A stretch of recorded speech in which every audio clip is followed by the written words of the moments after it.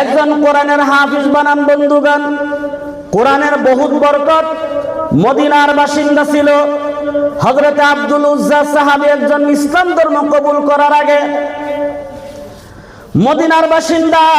তার বাবা দুনিয়া থেকে বিদায় হয়ে গেছে, ছোট্টকালে চাচার কাছে শিয়াল হয়েছে বন্ধুগণ।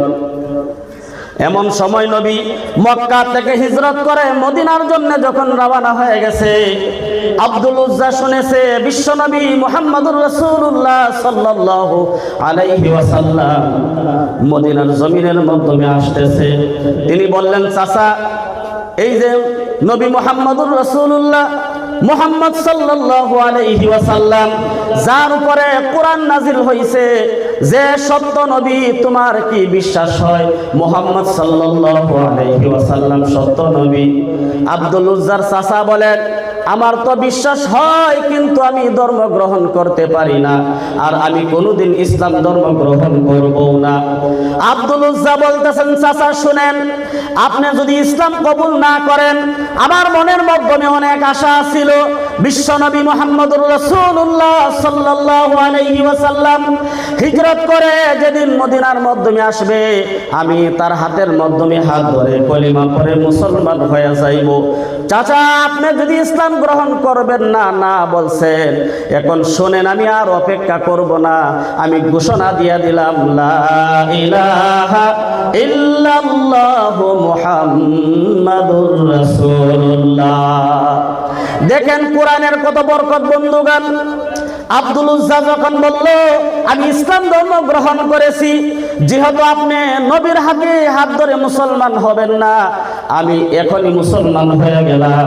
চাচা বলতেছেন, বাতিজা, তুমি যে ইসলাম গ্রহণ করছো, এর পরিণতি কি হবে তুমি কি জানতে পারো? তুমি কি জানো? বলে, না না। বলে, তোমার বাবা দুনিয়ার থেকে বিদায় হয়ে গেছে, তুমি ছোট্ট ছিলা, তোমাকে লালন পালন করে আমি শিয়ান করেছি, আমি তোমাকে অনেক ধন সম্পদের মালিক বানাইছি।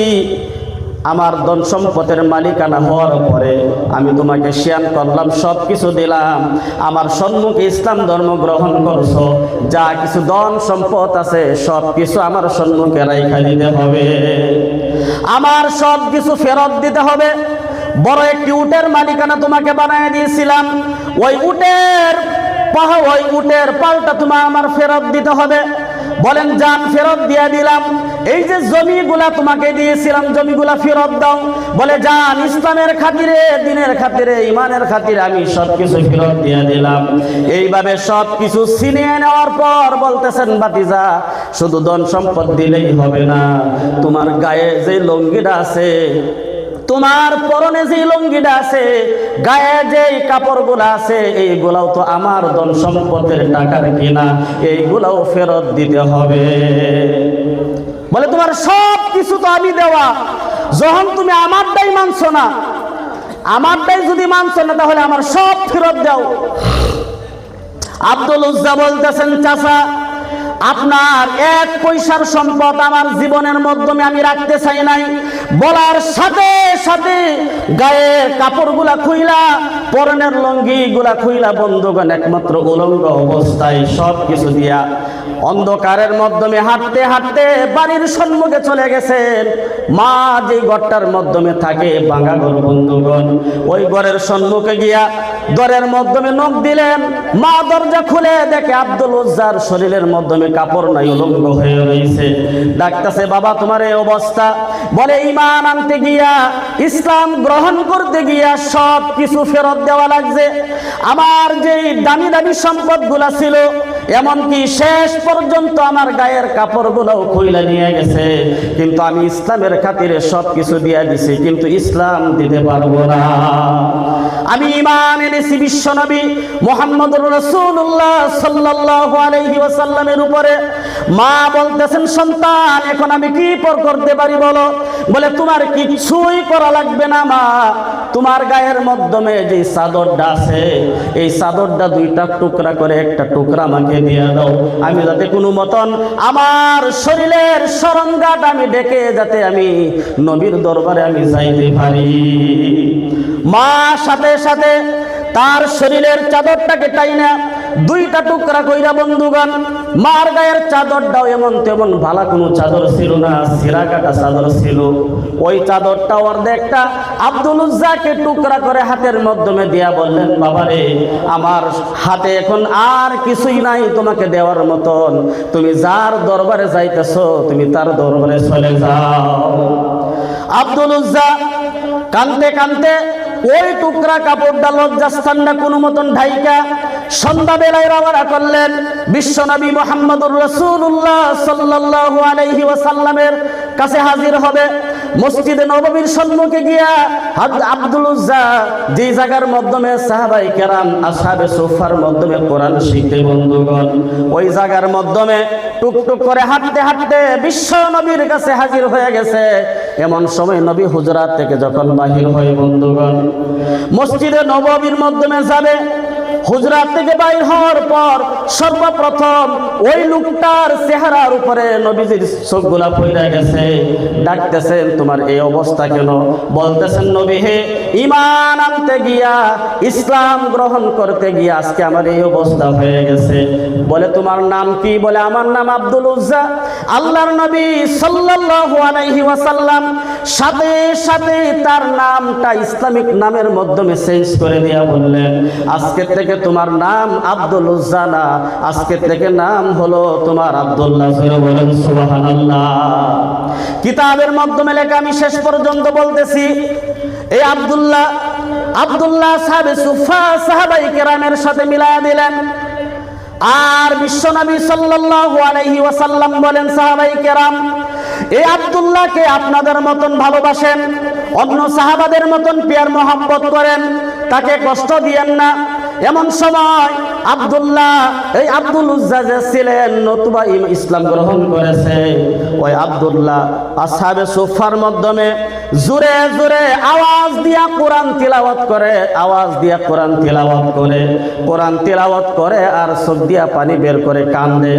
সাহাবাই কেরাম বিশ্বনবী মুহাম্মদুর রাসূলুল্লাহ সাল্লাল্লাহু আলাইহি ওয়াসাল্লামের কাছে নালিশ করলেন, ইয়া রাসূলুল্লাহ, আব্দুল্লাহ এত জোরে জোরে জোরে জোরে কোরআন তিলাওয়াত করে, আমরা ঘুমাইতে পারি না, বহুত পরিমাণে বেশি জোরে জোরে কোরআন তিলাওয়াত করে।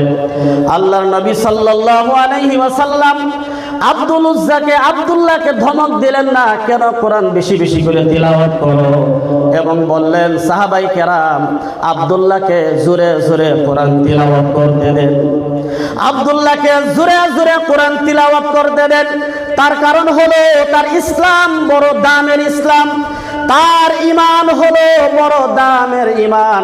তার কারণ হলো ঈমান আনতে গিয়া কিছুই আনতে পারে নাই, সব কিছু ফেরত দেওয়া লাগছে। সুবহানাল্লাহ। এই হলো কোরআনের মর্যাদা। বন্ধুগণ, এই আব্দুল উজ্জা একজন কাফের ছিল, কিন্তু এই কোরআনের বরকতে, কোরআনের ছোঁয়ায় আব্দুল উজ্জাকে একজন প্রেমিক সাহাবাই পরিণত করে দিয়েছে। বলুন সুবহানাল্লাহ। এখনো আমরা যদি কোরআনের সাথে জুইরা থাকবার পারি, বয়স হয়ে গেছে তো কি হয়ে গেছে গা, এখন কি কোরআন শিহা আমাদের কারণে কি নাজায়েজ হয়ে গেছে গা? কি বয়স বুড়া হয়েছে তা কি হয়েছে? একজন ছাত্রর জীবন পালন করে, ছাত্র জীবন নিয়ে যান দুনিয়ার থেকে, কোরআন শিখুন, শিখতে শিখতে শিখতে শিখতে যদি বৃদ্ধকালেও যদি আপনি মারা যান, আল্লাহর নবী সাল্লাল্লাহু আলাইহি ওয়াসাল্লামের হাদিস অনুযায়ী তালিবে ইলম যারা, কোরআন যারা শিখে, মাদ্রাসার ছাত্র যারা, তারা হয়েছে নিষ্পাপ, তাদের কোনো গুনাহ নাই। বুড়া মানুষ বুড়া হয়েছে তো কি হয়ে গেছে, দাড়িগুলা পাইকে গেছে তো কি হয়ে গেছে গা, এখনো সময় আছে, কায়দাটা হাতের মধ্যে নেন, নুরানি কায়দা শিখুন, সহি শুদ্ধভাবে কোরআনের সূরাগুলো শিখতে চেষ্টা করুন, কোশিশ করুন যাতে ভালোভাবে শুদ্ধভাবে কোরআন শিখতে পারেন। কোরআন যদি শুদ্ধ হয় তাহলে তিলাওয়াত শুদ্ধ হইলে নামাজ শুদ্ধ হইব, তিলাওয়াত যদি শুদ্ধ না থাকে তাহলে নামাজ শুদ্ধ হওয়ার তো কোনো প্রশ্নই আয় না। গতিকে যদিও আমাদের বয়স বেশি হয়ে গেছে, আমরা এখন থেকে লাগিয়া যাই, হুজুর মসজিদের মধ্যে ইমাম সাহেব আছে, সুবাহি বক্তব্যের মধ্যে হুজুর আছে, শরমটা ভাঙ্গিয়া কায়দাটা হাতে নিয়া সারাদিন যদি কাম করি, মাগরিবের নামাজের পরে এশার আগ পর্যন্ত আর তো কোনো কাম থাকে না, না থাকে গো। এই অল্প সময় আমরা কায়দা নিয়ে হুজুরের কাছে যদি হিকবার লাগা যায় যে হুজুর যা দিন গেছে গেছে, একটু কোরআনটা শিখবার চেষ্টা করি, 2টা সূরা যদি ভালোভাবে শিখবার পারি তাহলে তো নামাজ শুদ্ধ হইব। এই আশা নিয়ে যদি আপনি এখনো তালিবে ইলমের খাতার মধ্যে নামটা লাগাইবার পারুন, আর এই সময়ের মধ্যে যদি মৃত্যু আইসা যা, আল্লাহর নবী বলেন মান তামাসসাকা বিসুন্নতি ইনদা ফাসাদি উম্মতি ফালাহু আজরু মিআতি শাহীদিন আও কামা ক্বালা আন-নাবিয়্যুল মুস্তাফা সাল্লাল্লাহু আলাইহি ওয়াসাল্লাম। আল্লাহর নবী বলেন মান তামাসসাকা বিসুন্নতি ইনদা ফাসাদি উম্মতি, আমার উম্মতের ফিতনা ফাসাদের সময়, যেই সময় সুন্নতগুলো যেই জায়গার মাধ্যমে মরে যায়, একটা মরা সুন্নত যদি আমার উম্মতে ফিতনার যুগে আদায় করতে পারে, কিয়ামতের দিন যখন সে উঠবে, আল্লাহর নবী সাল্লাল্লাহু আলাইহি ওয়াসাল্লাম বলেন সে 100 গলা কাটা শহীদের সওয়াব নিয়ে হাসরের ময়দানে উঠবে। সুবহানাল্লাহ। একটা সুন্নত জিন্দা করার খাতিরে একটু চিন্তা করেন সুন্নতটা কোনটা। আমরা অনেকেই মাথায় টুপি দিলাম, অনেকেই দেয় না। এই সুন্নত জিন্দা আছে, কেউ দেয় কেউ দেয় না। দাড়ি রাখা সুন্নত কেউ রাখে কেউ রাখে না, এইটাও জিন্দা আছে। জুব্বা পরা সুন্নত কেউ গায়ে দেয় কেউ দেয় না, এইটাও জিন্দা আছে। খানার শেষে মিষ্টি খাওয়া হলো সুন্নত, এইটা কেউ খায় কেউ খায় না, এটাও জিন্দা আছে।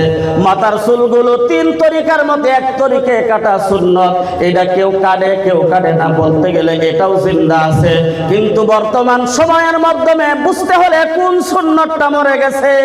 যেই সুন্নতটা সমাজের মাধ্যমে জিন্দা করতে পারলে, দেশের মাধ্যমে জিন্দা করতে পারলে 100 গলা কাটা শহীদের সওয়াব পাওয়া যাবে। বন্ধুগণ, আল্লাহর নবী সাল্লাল্লাহু আলাইহি ওয়াসাল্লামের কথা অনুযায়ী বিশ্বনবী মুহাম্মদুর রাসূলুল্লাহ সাল্লাল্লাহু আলাইহি ওয়াসাল্লাম তার জীবনের মাধ্যমে 10 বছর মসজিদে নববীর মাধ্যমে, মদিনা শরীফের মাধ্যমে এই কোরআন দিয়া দেশ চলাইছে।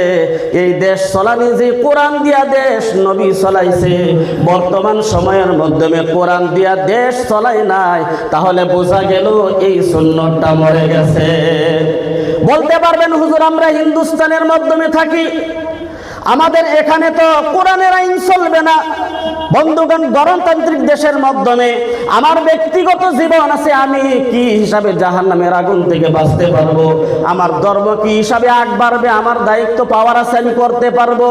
এই দেশের মাধ্যমে তাইকা মানুষে নানান রকমের বাহানা যদি বলা হয়, আমরা তো হিন্দুস্তানের মধ্যে থাকি, হিন্দুস্তানের মাধ্যমে কোরআনের আইন তো চলে না। কে বলছে চলে না? বন্ধুগণ, সমাজ তো আর হিন্দুত্বের আইনের মাধ্যমে সমাজ চলে না।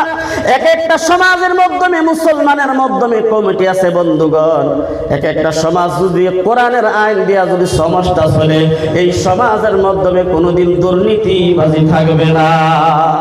নবী কোরআন দিয়া দেশ চলাইছেন, এই সমাজ দুর্নীতি আছিল গো? মুসলমানেরা যদি এখনো কোরআন সমাজের মাধ্যমে কোরআনের আইন চালু করে, বন্ধুগণ, এখনো সমাজটা, বন্ধুগণ, সমাজটা সুন্দর সমাজ হয়ে যাবে। সমাজের মাধ্যমে রহমত হবে, বরকত হবে। চুরি আর থাকবে না, জিনার থাকবে না, বদমাশি আর থাকবে না। এই যে নেশাগ্রস্ত হয়ে যে যুবকেরা নিজেদের লাইফ নষ্ট করতেছে, কোরআনের আইন যদি সমাজের মাধ্যমে থাকতো, তাহলে নেশা খাইতো দূরের কথা, নেশার থেকে 10 কিলোমিটার দূরে থাকতো। খালি যদি একটা আইন সমাজের মধ্যে চালু করে যে যুবকরা, যুবক হোক মুরব্বী হোক যেই হোক, মুসলমান নাম দেওয়ার পরে, মুসলমান সমাজে তাহার পরে যদি হ্যাঁ নেশা করে, ড্রাগস খায়, মদ পান করে, এইগুলা নেশার মাধ্যমে যদি থাকে, এরপরে যদি মরে, মুসলমান সমাজের মধ্যে যদি মরে, তাহলে মুসলমানের দায়িত্ব পালন যদি করে যে এর জানাজার নামাজ কেউ পড়বে না। এরকম একটা জানাজা যদি না পড়া, যদি সমাজের মানুষে যদি তারে এই বাই দাফন করে দেয়, যারে সেফামাটি কয় আর কি, সেফামাটি বুঝুন না গো, জানাজা নাই, কিচ্ছু নাই, ইসলামী রীতি রেওয়াজের মধ্যে কিচ্ছু নাই, এইভাবেই। কারণ তুমি কোরআন রে মানছো না। আল্লাহ তাআলা বলছে নেশা করা যাবে না। ইয়াসআলুনাকা আনিল খামরি ওয়াল মাইসির কুল ফীহিমা ইসমুন কাবীর। আল্লাহ তাআলা কোরআনের মধ্যে বলছেন নেশা করা যাবে না, নেশা বহুত বড় অপরাধ, নেশা করা যাবে না। এরপরেও যে তুমি করলা, তাহলে আল্লাহর এই আইনটারে মানছে গো? যে ব্যক্তি আল্লাহর আইন মানছে না, আল্লাহরে মানছে না, হ্যাঁ মুসলমান রয়েছে কিনা রয়েছে? তাহলে যে মুসলমানই না তার জানাজার নামাজ চলে? এইভাবে যদি মুসলমান সমাজের মধ্যে দায়িত্ব নিজের হাতের মধ্যে নেয়, 1-2টা জানাজার নামাজ যদি এইভাবে খালি পার করে দেয়, তাহলে সমাজের যুবক ঠিক হতো না গো? মদের বোতল হাতে নিব, চুরি করার কোনো পরিকল্পনা করব, জিনার দিকে হাত বাড়বো, ডাক্স আর তার হাতের মধ্যে যাইব কি? তখন তার একটাই দেয়া নাই, বোঝে আমারে তো কাফন দাফন করাইতো না, গোসলও করাইতো না, এইভাবেই তো মাটি দেয়াল। বন্ধুগণ, আল্লাহর নবী সাল্লাল্লাহু আলাইহি ওয়াসাল্লাম যে হাদিসটা উম্মতের জন্য ছেড়ে গেছে, ওই হাদিসের মাধ্যমে একটা হাদিস যদি আমরা বাস্তবায়ন করতে পারি, এই হাদিসটাই যদি সমাজের মাধ্যমে চালাইতে পারি, তাহলে সমাজের মাধ্যমে যারা দায়িত্ব নিবে, ছোট থেকে বড় পর্যন্ত, সাধারণ মানুষ থেকে একবারে শিক্ষিত মানুষ পর্যন্ত, একটা হাদিস যদি বাস্তবায়ন সমাজের মাধ্যমে করতে পারে, সমাজ ঠিক হয়ে যাবে। এরপরে কিয়ামতের দিন তার আমল নামায় 100 গলা কাটা শহীদের সওয়াব লাভ করবে। সুবহানাল্লাহ। এই সুন্নতটা মরে গেছে গা। সমাজ চলে, সমাজের মধ্যে সব কিছু চলে, কিন্তু একটাই চলে না, যেটা কোরআন চলে না। অনেক মানুষ আছে ছেলে মেয়েরে লামথাম কিছু লেখাপড়া করায়। লামথাম লেখাপড়া মানে আনাকুম আর জানাকুম, যাও আর আয়ো, যাতে করে মানুষে এই কথা বলতে পারে যে হুজুর আপনার মেয়ে কয় পারা পড়ছে গো, 5 খতম দিছে, আপনার ছেলে দিন শিক্ষা আছে, এই যে আছে আনাকুম আর জানাকুম আছে, সহি শুদ্ধ ভাবে নামাজটাও পড়বার পারে না। আল্লাহ পাক আমাদের সকলকে কোরআনের উপরে আমল করার তৌফিক দান করুক। আপনারা বলি আল্লাহুম্মা আমিন। বন্ধুগণ, আরেকটি হাদিস আমি পড়ছিলাম, মান ক্বারা আল কুরআন ফাস্তাযহারাহু ফাআহাল্লা হালালাহু ওয়া হাররামা হারামাহু ওয়া আদখালাহু আল্লাহুল জান্নাতা ওয়া শাফাআহু ফি 'আশরাতিন মিন আহলি বাইতিহি কুল্লুহুম কাদ ওয়াজাবাত লাহুমুন নার। আল্লাহর নবী সাল্লাল্লাহু আলাইহি ওয়াসাল্লাম বলেন, মান ক্বারা আল কুরআন, একটু খেয়াল করেন, যে ব্যক্তি কোরআনে কারীম পড়ছে, ফাস্তাযহারাহু, এরপরে কোরআনে কারীম ইয়াদ করছে, মুখস্থ করছে। বন্ধুগণ, কোরআন একটা পড়ার পরে ইয়াদ করছে। এখন যারা হাফিজ সাহেব, যারা কোরআনের হাফিজ হয়েছে, তারাও আইছে এটার মাধ্যমে। যারা কোরআন পড়া শিখছে, সারা কোরআন ভালো করে পড়তে পারে সহি শুদ্ধ ভাবে, তারাও এখানে আইছে, শামিল হয়েছে। একটু পানি দিন। মান ক্বারা আল কুরআন, যে ব্যক্তি কোরআন পড়ছে, ফাস্তাযহারাহু, এবং কোরআনের হাফিজ হয়েছে। বন্ধুগণ, কোরআন কি ইয়াদ করছে, ফাআহাল্লা হালালাহু ওয়া হাররামা হারামাহু, কোরআন অনুযায়ী হালালকে হালাল বুঝছে, হারামকে হারাম বুঝছে। এই হিসাবে যারা কোরআনের উপরে আমল করছে, বন্ধুগণ, এমন একজন হাফিজে কোরআন, এমন একজন কোরআন পড়নেওয়ালা, দিন বোতলটাই দিন, গ্যাস লাগতো না। হ্যাঁ, গরমের দিন পানি রাখা লাগে।